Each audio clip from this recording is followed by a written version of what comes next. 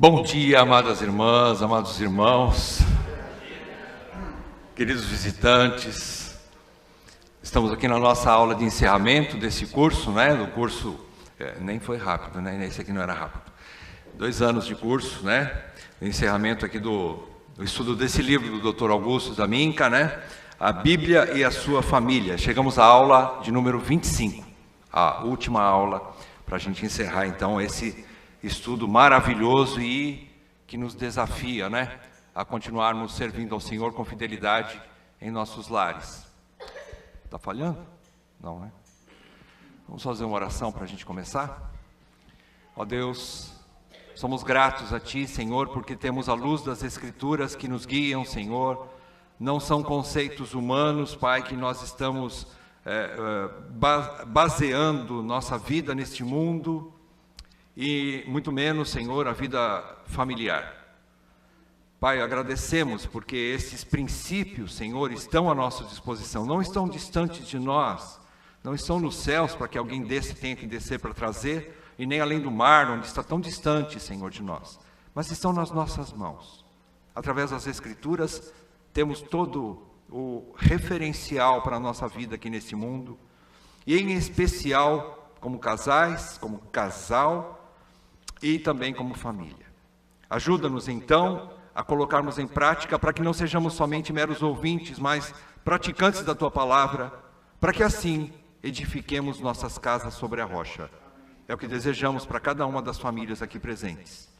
E pedimos, Pai, o auxílio do Teu Espírito, porque sem Ele nada podemos. Assim oramos em nome de Jesus. Amém, Pai. Amém. Queridos, então, vamos lá ao encerramento. Vamos fazer... Esse é o livro, Quem tem a versão nova, essa aqui é a capa da última versão, se não me engano, se não mudou de novo, Porque isso aqui há 2 anos atrás, E aqui uma fotinha dos dois, um casal que escreveu esse livro, vocês conhecem muito bem eles, Muito queridos, que são modelos para nós. Bom, revendo a introdução, voltando lá atrás, rapidamente vamos fazer uma revisão? Só um momento.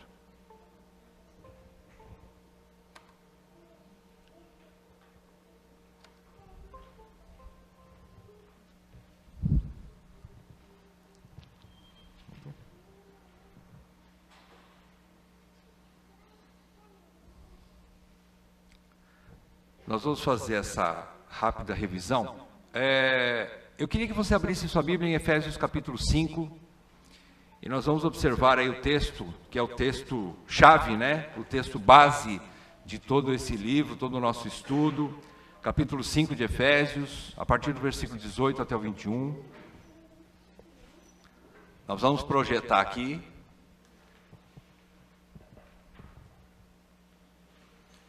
Mas eu quero que você deixe sua Bíblia aberta nesse texto.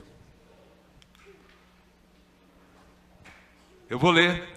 Texto de Efésios, capítulo 5, 18 a 21, diz assim: E não vos embriagueis com vinho, no qual há dissolução, mas enchei-vos do Espírito, falando entre vós, com salmos, entoando e louvando de coração ao Senhor, com hinos e cânticos espirituais, dando sempre graças por tudo a nosso Deus e Pai, em nome de nosso Senhor Jesus Cristo, sujeitando-vos uns aos outros no temor de Cristo. Segundo o Dr. Augusto, e é o que nós cremos também, só podemos viver a vida cristã se estivermos cheios do Espírito Santo. Não há possibilidade de nós praticarmos nada da vida cristã se não estivermos cheios do Espírito Santo. Então é necessário isso. Ele explica isso ao longo de toda a carta. Aqui ele está mostrando, justamente esse texto mostra que, em primeiro lugar, há um relacionamento com Deus. O Espírito Santo nos leva a um relacionamento com Deus. E sempre começa na vertical, relacionamento homem, mulher ou cristão, cristã com o Senhor. E depois na horizontal, entre nós, e especialmente dentro do casamento. Aí então podemos sujeitar uns aos outros no temor de Cristo, somente quando estivermos num relacionamento firme na vertical, com o Senhor, em comunhão com o Senhor. Aí é possível sujeitar. Sujeitar aqui vai muito mais do que obedecer. Sujeitar é servir uns aos outros com o coração disposto, com o coração sujeito, aberto. né, querendo mais o bem do outro do que o próprio o bem pessoal. É esse o objetivo da vida cristã, é viver para o bem do próximo. É esse o objetivo da nossa vida, e especialmente dentro do casamento, que é o que Paulo vai falar na sequência. Depois do versículo 21, ele começa a falar do quê? Relacionamento da mulher, né, como que a mulher se comporta, sendo a imitação da sujeição da igreja a Cristo. O marido, a maneira com que ele ama a esposa, semelhante ou conforme Cristo ama a igreja, e assim sucessivamente. Os filhos com os pais, pais com os filhos, empregado com o patrão, e assim a toda a vida cristã. Alguns princípios que o Dr. Augusto deixou para a gente logo no início desse livro, alguns princípios, recapitulando. Eu peguei todos os 4 princípios que ele coloca aqui, rapidamente. Primeiramente, ser um cristão verdadeiro não é garantia de que o casamento e a vida familiar darão certo. Não existe família doriana, né, como o pessoal comenta por aí, uma família certinha, tudo redondinho, onde tudo dá certo. Nós nunca vendemos essa imagem, e Cristo muito menos. Nós nunca dissemos que ser um cristão de fato e de verdade, comprometido com as Escrituras, tudo vai ficar redondo na sua vida. Área financeira, saúde, relacionamentos, vai dar tudo certinho. Não. E principalmente no casamento. Por quê?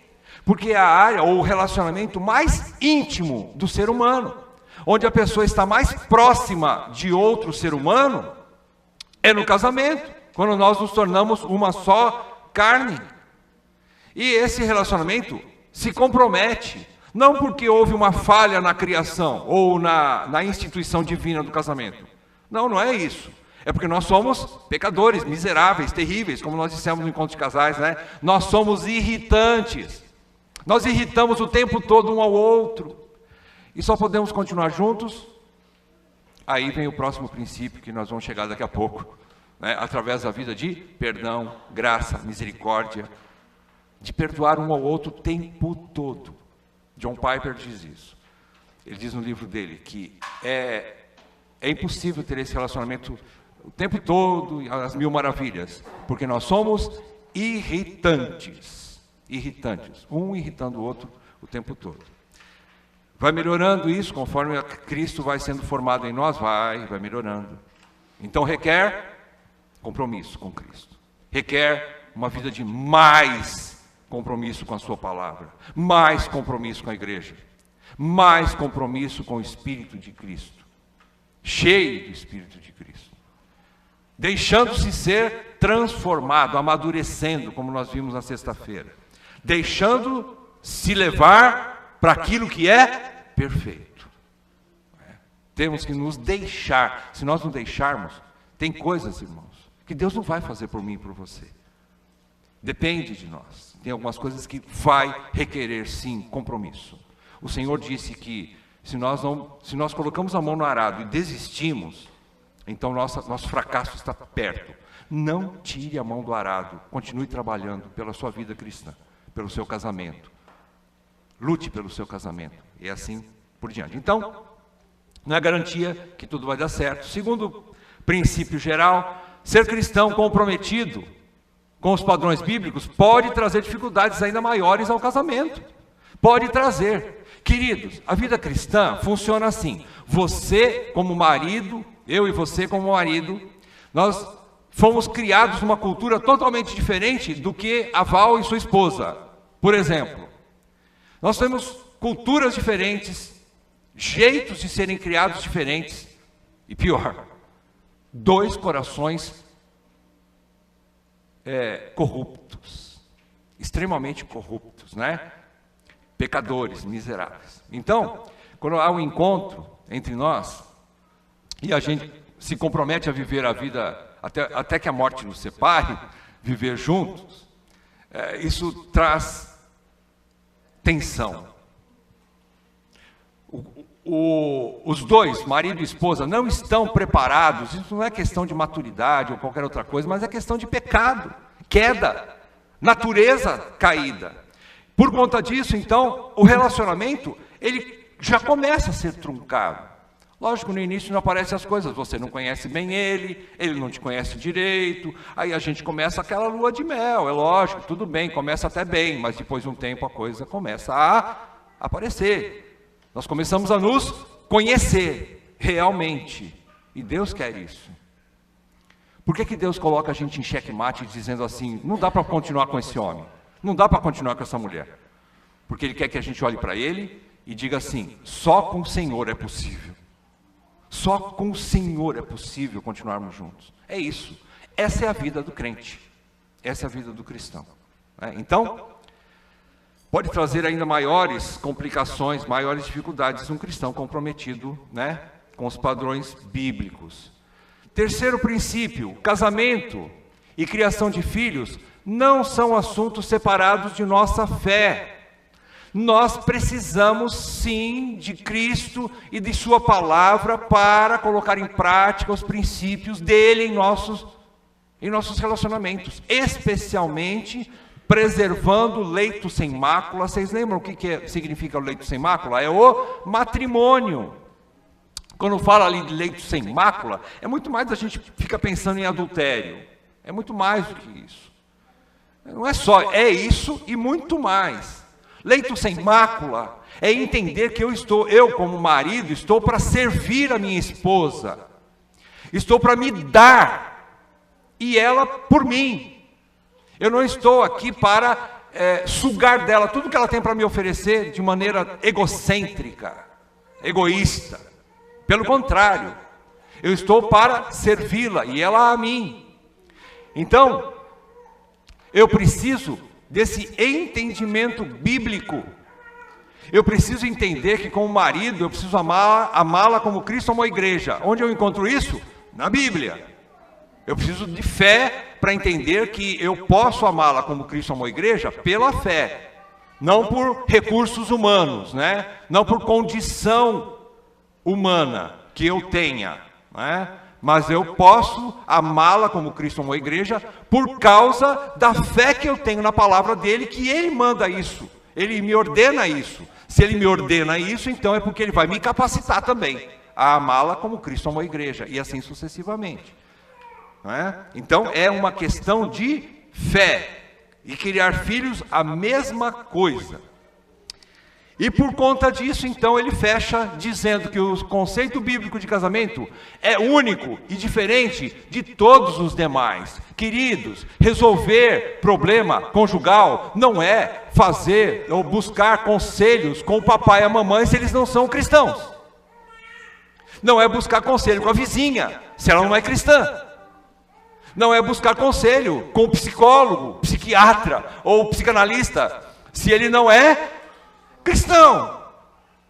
A solução do nosso problema como casais e famílias cristãs, se você é cristão, é claro, tá bom? Tem um princípio aí, se você é crente. O princípio, ou a base de manter a vida familiar saudável são os princípios bíblicos. São os princípios bíblicos. Você não vai achar em livro de autoajuda 10 passinhos para fazer o casamento funcionar para sempre. Por quê? Porque ele não vai funcionar certamente ou corretamente para sempre.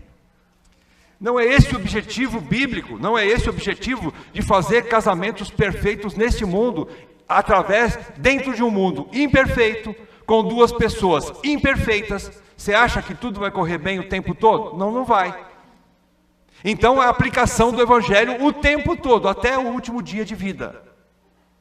Viver perdoando, cheio da graça, cheio de misericórdia e convivendo o melhor possível com o cônjuge, com os filhos, com os pais, sabendo que existem limites, sabendo que existem dificuldades entre nós para nos relacionarmos. Então, isso eu não encontro em qualquer outro lugar. Presta atenção. Se nós não estivermos, você pode ler milhares de livros sobre casamento, se não estiverem baseados em princípios bíblicos, eles não vão funcionar.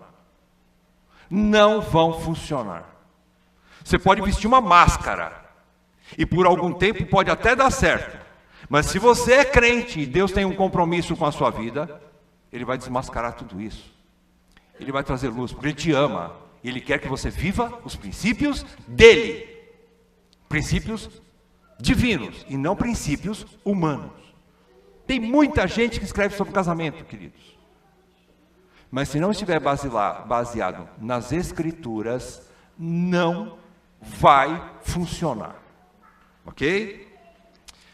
Então, aqui eu coloquei um resumo do que a gente pode tirar de todo esse conceito do livro. Que o casamento e a família são instituições divinas que só podem permanecer saudáveis quando vencidos os obstáculos normais do dia a dia. O que eu quero dizer com isso? Dia a dia, até o último dia. Quer dizer que obstáculos você vai ter? Só no começo? Até a metade? Sempre. Sempre. E como é que você vence esses obstáculos normais? Eu quero dizer para você, queridos, é normal. Casamento, ter problemas, é normal. Não ache que por causa de problemas, o casamento vai ter que definitivamente partir para o divórcio. Nem sempre. Às vezes sim. Às vezes sim. Ok? O divórcio é uma saída misericordiosa de Deus para um casamento destruído definitivamente. E às vezes é necessário lançar mão desse recurso, infelizmente. Por causa da dureza dos vossos corações. Bom, mas podem ser vencidas? Podem, se os dois estiverem comprometidos com Deus, quando marido e esposa, tá? Não é só um lado. Os dois, marido e esposa, estão em comunhão com Deus, vivendo uma vida cheia do Espírito Santo, aplicando o Evangelho no relacionamento conjugal e obedecendo os princípios bíblicos com muita diligência. Por que com muita diligência? Porque a nossa carne não quer obedecer o que está na Bíblia. Ela não tem prazer nas coisas da Bíblia. Nós não temos naturalmente, a nossa carne, a nossa natureza pecaminosa, não tem prazer nas Escrituras, não quer estudar a Bíblia e muito menos colocar em prática. Nós não temos esse desejo por nós mesmos, por isso eu preciso me encher do Espírito. Eu preciso pedir, Senhor, me dá graça de poder aplicar isso. Eu não vejo que é justo, às vezes até isso eu penso, né? Eu não vejo que é justo aos meus olhos servir uma mulher que não me beneficia. Eu não vejo que é justo aos meus olhos humanos continuar amando uma mulher que não me beneficia do jeito que eu quero. Então, quando eu vejo esse quadro, olhando naturalmente falando, eu não tenho esse desejo, mas eu aplico com muita diligência. Por quê? Porque eu olho para as Escrituras e as Escrituras falam assim: tudo bem, você pode pensar desse jeito, mas eu te mando, ame-a como Cristo amou a igreja. Então eu faço isso por compromisso com o meu Deus, não porque eu vejo resultados e frutos no meu relacionamento. Às vezes eu não vou ver fruto. Às vezes sim, nem sempre. Mas eu não faço porque eu vou ganhar com isso, eu vou me beneficiar com isso. Ou eu vou, melhorar a situação e eu vou colher. Nem sempre. Mas eu vou seguir por obediência às ordens do meu Deus. Porque eu tenho um compromisso maior com Deus do que eu tenho com a minha esposa e do que a esposa deve ter com o marido. Eu preciso ter esse compromisso maior com o meu Senhor. Isso garante então que o meu casamento não vai ser perfeito, mas ele vai durar, mas ele vai permanecer. Ainda que imperfeito, ele vai permanecer. Outra coisa, quando eu aplico o Evangelho dentro do meu casamento. O que é aplicar o Evangelho dentro do meu casamento? Vocês se lembram, né? Vocês se lembram, né? Vida de perdão e graça. Mais uma vez, repetindo, estou sendo repetitivo, né?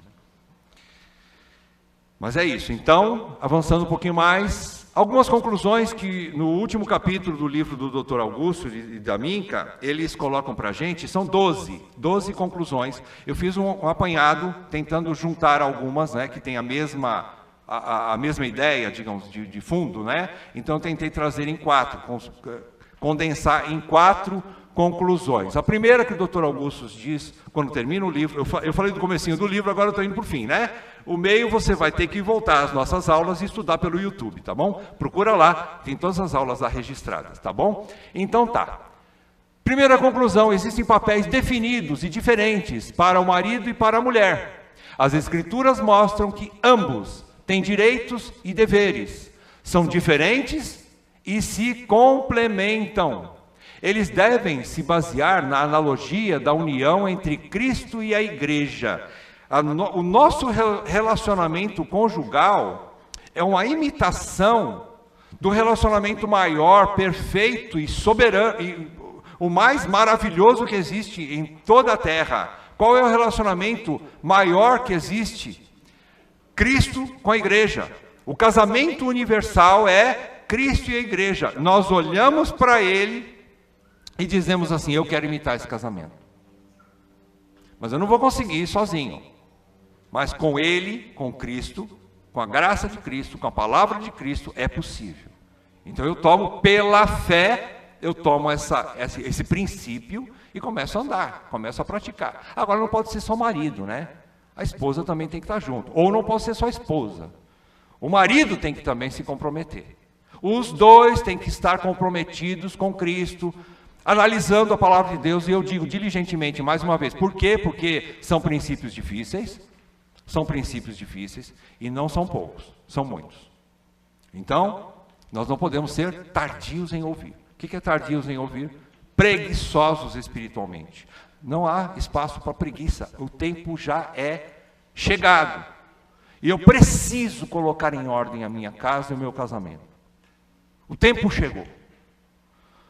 Enquanto você é ignorante sobre os princípios de Deus, tudo bem, você não vai ser cobrado. Mas uma vez que você já conhece os princípios de Deus, você vai ser cobrado por Ele. Porque você é filho, e Ele quer que todo filho cresça. E Deus não tem nenhum filho retardado. Deus não tem nenhum filho com anomalias. Ele nos deu capacidades para praticar essas verdades dentro do lar. Todos. Não tem espaço para imaturidade espiritual. Deus quer que todo mundo avance. Porque o tempo é o tempo chegado. Já era para serem mestres. Então nós precisamos avançar. Colocar em prática todas essas verdades. Né? Então, precisamos entender que existem esses papéis bem definidos. Não há briga entre o casal, não há essa guerra que existe aí no mundo. Há uma guerra entre feminismo e o machismo. Não é? Não existe esse tipo de coisa dentro porque nós nos completamos. Eu preciso dela como ela precisa de mim no casamento. Há uma completude, né? Nós nos complementamos, entendemos que somos diferentes, Deus assim o fez, para um completar o outro, né?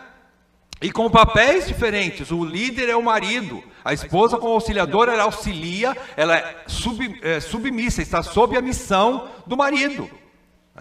Então ela complementa a ação do marido, e o marido precisa assumir a liderança.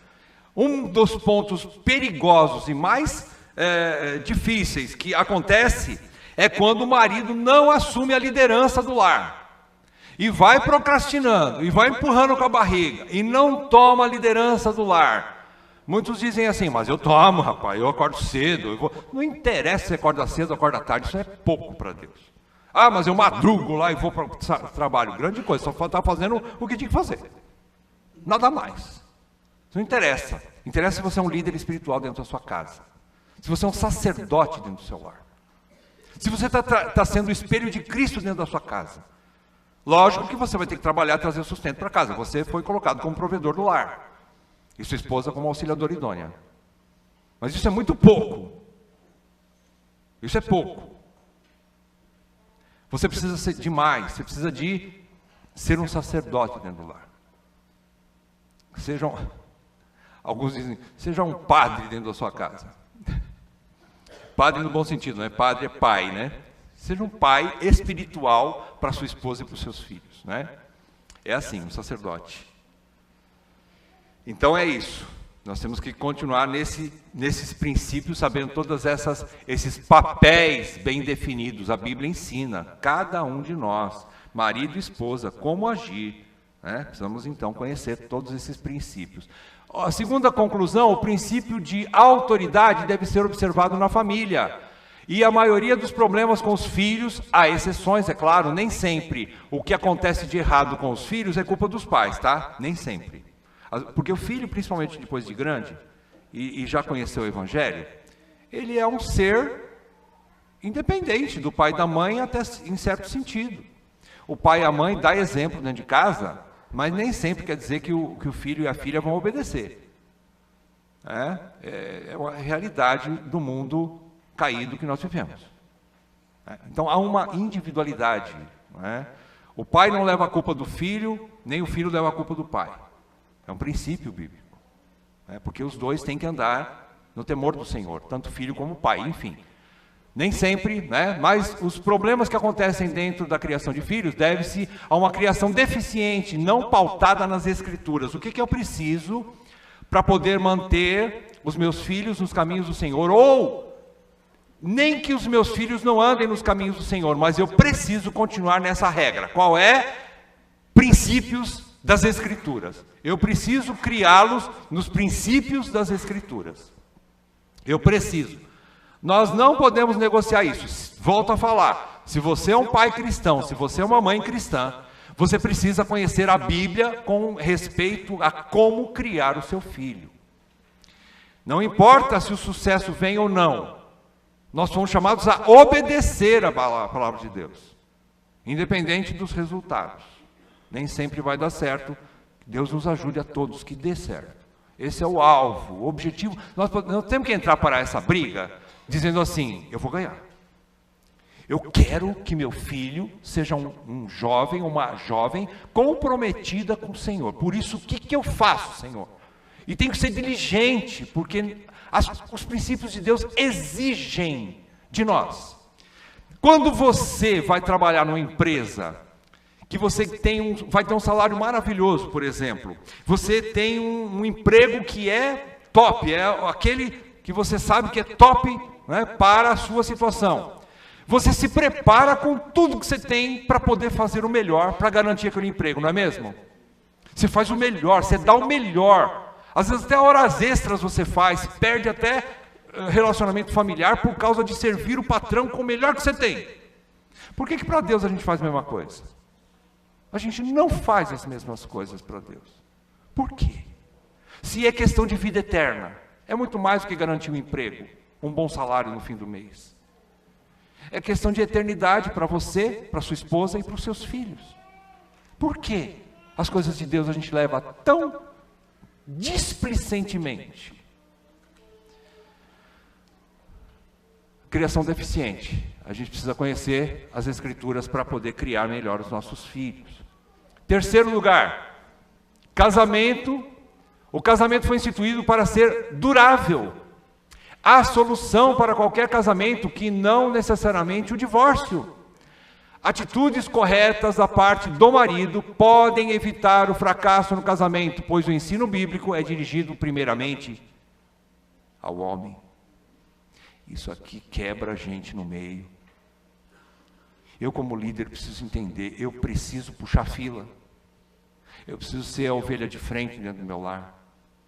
Você estuda Deuteronômio 6, você cai no chão, porque ele está falando para o homem, não é para a mãe. Deuteronômio 6 está escrito para o líder da casa. Ame o Senhor, guarde os princípios de Deus no seu coração. Por quê? Porque você vai abençoar os filhos e os filhos dos teus filhos. Para quem ele está falando? Para o homem da casa. Começa com o homem.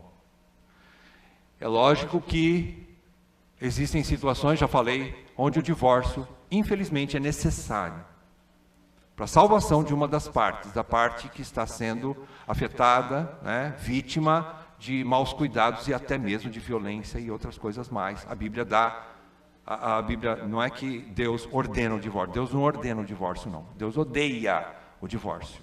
Porém, ele deixa ali essa cláusula, exceção, em alguns casos, onde a dureza de coração prevalece. Então não tem jeito.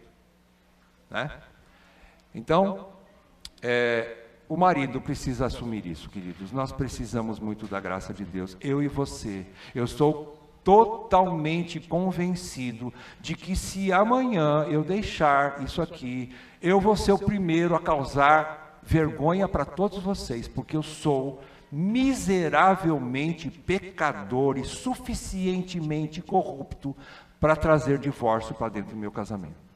Eu estou convencido disso. E se eu não depender da graça de Deus a cada segundo na minha vida, eu estou frito. Eu vou acabar com a vida da Val e vou destruir meu casamento. E vou botar em xeque tudo que eu disse aqui para vocês. Pensa no compromisso. Eu preciso de Deus, mais do que nunca, quando eu estou me envelhecendo ainda, né? Você pensa que a corrupção aqui, a questão de ainda, né, ter desejos impuros, não há mais num velhinho de 60 anos? Vou dizer para você, está pior do que antes. E aí eu dependo mais ainda da graça de Deus. Mais. Miserável homem que sou. Então eu preciso de Cristo. Quarto e último conclusão. Há necessidade de os cristãos terem sua vida controlada pelo Espírito Santo. O fator espiritual deve ser levado seriamente em conta pelos que desejam casar-se. Você que ainda é solteiro, solteira, pense nisso. Primeiro, julgo desigual não existe na vida do crente. Crente une-se no casamento com crente. Presta atenção. Nem todo crente é crente. Como é que a gente faz? Tem que adivinhar.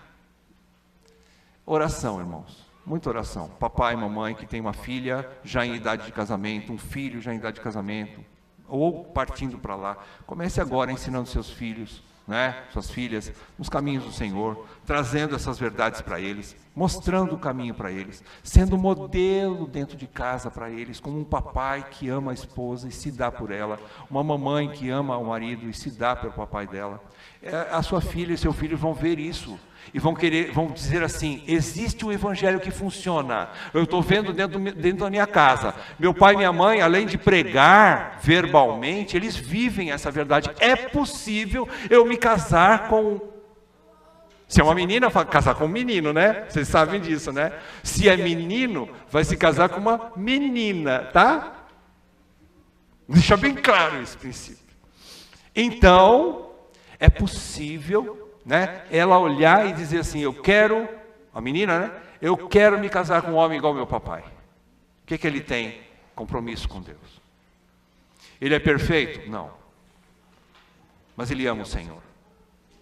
Ele ama o Senhor, ele tem compromisso com a palavra de Deus. Ele ama a igreja, ele serve a igreja, ele está caminhando com os irmãos, ele está aprendendo junto. Ele sabe pedir perdão quando ele erra, né? Ele se esforça para trazer o pão nosso de cada dia. E ele tem esse relacionamento, acima de tudo, relacionamento espiritual, né? Relacionamento com Deus. E assim também a mamãe. O menino vai olhar para a mãe e vai falar assim: minha mãe é uma mulher que submete ao meu pai. Meu pai não é perfeito, nem minha mãe, mas ela sabe se submeter ao meu pai. Ela é sábia, ela edifica a casa, ela conhece os princípios, ela é boa dona de casa, ela cria os filhos no temor do Senhor, ela me ensinou o evangelho. Eu vejo Cristo através da vida da mamãe. Eu quero me casar com uma mulher igual a ela. E assim a gente vai pregando o evangelho dentro do lar, vai vacinando nossos jovens contra essa coisa. Ah, mas não tem nada a ver, pode ser com um descrente meu, depois eu converto ele, depois eu converto ela. Você não converte ninguém. Você não se converteu, quanto mais vai converter o outro. Não vai nunca. Pode falar, Rodrigo. Mas também tem uma função fundamental na questão pré-casamento, namoro, levado para a noção do filho. Uhum. No sentido de avaliar, no sentido de fiscalizar, no sentido de abençoar o casamento. Como pai temente a Deus, eu digo você: olha, filho, tal pessoa que você está achando que é de tal forma, o papai e a mamãe tem mais experiência que você, não é tudo isso. Ou Amém. realmente é um temente a Deus, Uhum. Amém. Então, os pais têm uma função de Amém. Amém. Verdade, verdade. Exatamente. Amém. Uhum. Com certeza. Pai e mãe, nós temos obrigação disso mesmo, realmente. Fiscalizar, acompanhar. Está de olho, está presente, ser um pai e mãe presente. Eu não estou querendo dizer que você tem que ficar o dia inteiro dentro de casa, não, você tem coisa para fazer. Mas o tempo pequeno que você tem, tenha um tempo de qualidade com seu filho, com a sua filha. Conversa com ele, examina o celular dele. Tenha a autoridade de dizer, esse celular é seu, mas é meu. Esse computador é seu, mas eu é que fiscalizo. Você está debaixo do meu teto, a autoridade aqui sou eu. Papai, faça isso. Principalmente papai. Principalmente o homem da casa. Mais uma vez, queridos. Olha, irmãos, o Pedro vai dizer aleluia de novo. Irmão, grita aí, Pedrão. Irmão, você, principalmente você que tem menina. Eu não estou dizendo só para as meninas, para quem tem filha, né? Mas principalmente para quem tem filha. Tome esse cuidado. Seja um pai presente, um pai bíblico, um pai amoroso, mas um pai atento e tire porte de arma. Né, Pedro? Compre um 38, estou brincando. Mas se necessário, porque vai ter muito gavião em volta do teu aprisco. Cuide das suas ovelhinhas. Cuide das suas ovelhinhas. Não é? Então, falamos aí, o último... Ah, sim, a necessidade dos cristãos terem a sua vida totalmente controlada pelo Espírito Santo, né? Como eu disse desde o início, essa é a base. O fator espiritual deve ser levado seriamente em conta para você que deseja casar-se. Então, eu falei muito sobre o filho, né? Mas aqui quero dizer também para o pai, né? Para o pai e para a mãe. Esse compromisso que você vai ter com Cristo, não é? Vai ser fundamental para o bem da sua família, dos seus filhos também. Porque eles são frutos do meio. Queira ou não, alguma coisa, apesar de você não levar a culpa do pecado do seu filho quando ele pecar, mas você pode ensinar a vida de arrependimento para ele, através de uma vida quebrantada. Quando o pai e mãe têm coração maleável, não duro, como uma pedra, mas um coração de carne, ele se quebranta, ele mostra para o filho e para a filha que ele não é perfeito, que ele erra, que ele peca, mas ele pede perdão, se arrepende e volta para Cristo. Isso é um ensinamento precioso para a vida toda do seu filho e da sua filha, que ele vai cair também lá na frente, mas ele vai se arrepender, vai voltar para Deus, e vai ser como você, como todos nós, filhos pródigos que pecam, mas voltam, se arrependem e voltam para casa. Esse é um princípio dos maiores que a gente pode ensinar para os nossos filhos. Não é só mostrar o caminho do acerto, esse é o primeiro, lógico. Faça isso, faça isso, faça isso. Provérbios fala isso. Mas aí vem Eclesiastes e fala assim, tudo isso é vaidade, porque nós estamos num mundo imperfeito e somos pessoas imperfeitas. Então eu preciso da graça de Deus, não é? Para viver nesse mundo de imperfeições. Inclusive eu sou o pior deles, ok? Então é isso aí, Efésios 5:18, vamos ler todos juntos, para a gente encerrar? E não vos embriagueis com vinho, no qual há dissolução, mas enchei-vos do Espírito. Quero trazer palavras também de consolo e de encorajamento para mim e para você. Eu preciso da graça de Deus como você, meu irmão. Não é você o casal mais novo aí, você precisa e eu não. Irmão, eu acabei de falar para você, quanto mais velho, às vezes mais depravado a gente se torna. E eu estou vendo isso na carne. E como eu dependo da graça de Deus, irmãos. Então, palavras, textos que nos consolam, nos impulsionam para continuar. Vamos lá? Vamos ler juntos também? João 15:4. Permanecei em mim, e eu permanecerei em vós.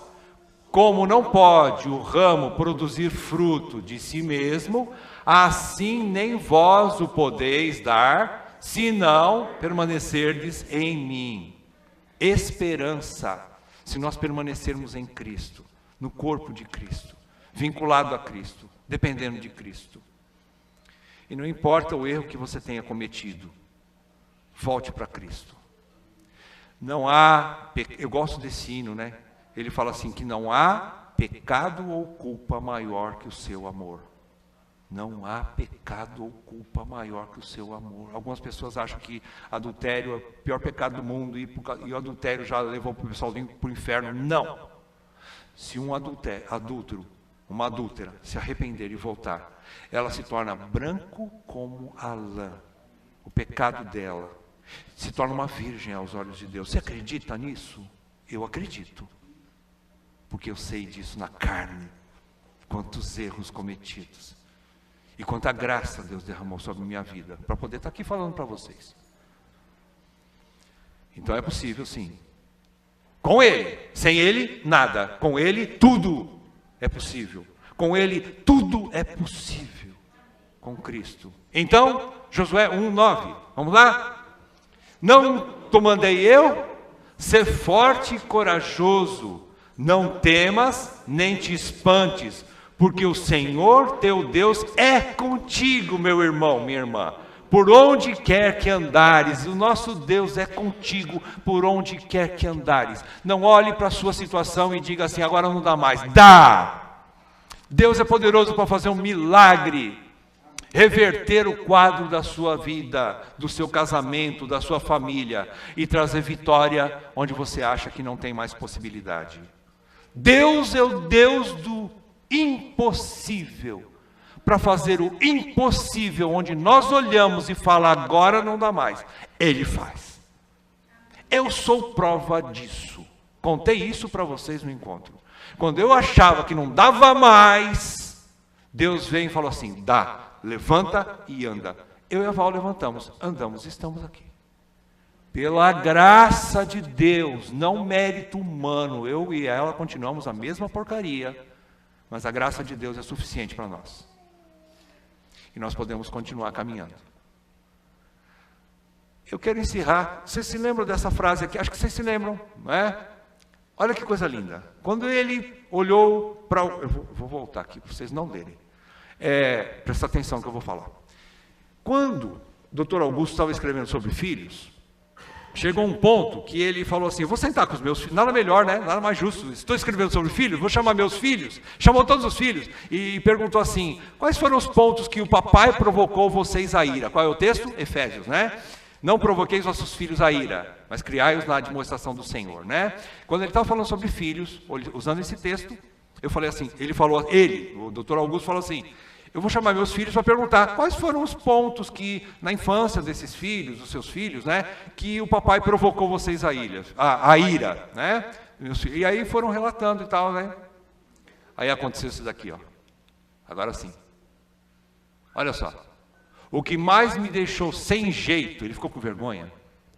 Enquanto anotava esses atos e outros que não tive coragem de publicar, ele não teve coragem de falar tudo que os filhos dele falaram para ele, os erros que ele cometeu como pai, não tive coragem de publicar, foi a candura, ou seja, a pureza, a simplicidade e até a alegria com que eles contaram essas coisas. Eles já me haviam perdoado completamente. Isso é vida de evangelho.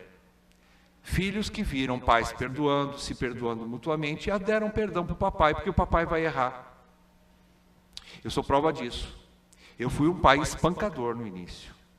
Quando eu aprendi que a disciplina era necessária, eu aprendi errado. Fiz coisas fora de hora. Fiz coisas por lote. Sabe quando você tem vários filhos, né? Tenho 3. E por causa da culpa de um, os 3 apanhavam.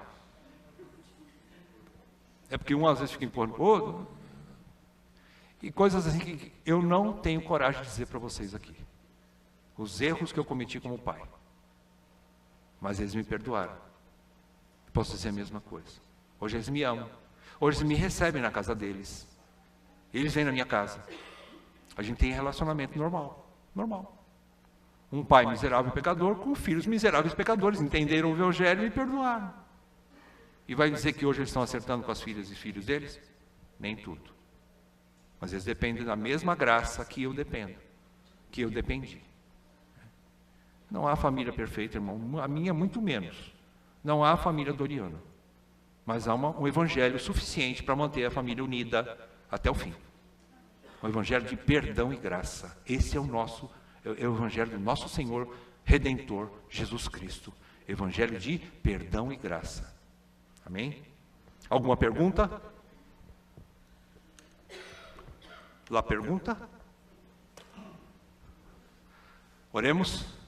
Pai, obrigado, Pai, pelo Evangelho de Jesus Cristo, que nos capacita a nós continuarmos caminhando juntos, apesar das diferenças, apesar dos problemas, apesar das dificuldades, e apesar de sermos pessoas tão irritantes, moribundos como somos, Senhor, e totalmente dependentes da Tua graça. Obrigado porque essa graça está disponível para nós.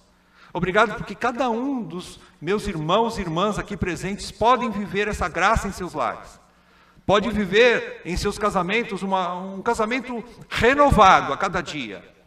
Não perfeito, mas cheio de graça, cheio de perdão, cheio de misericórdia. Ó Deus, como o Senhor assim fez com este miserável, faça com os meus amados irmãos também, com todas as famílias aqui, Senhor. Com todos os irmãos, que eles possam experimentar a graça, a doçura da graça que há em Cristo Jesus. Eu te peço isso, Pai, em nome de Jesus. Amém, Pai. Amém.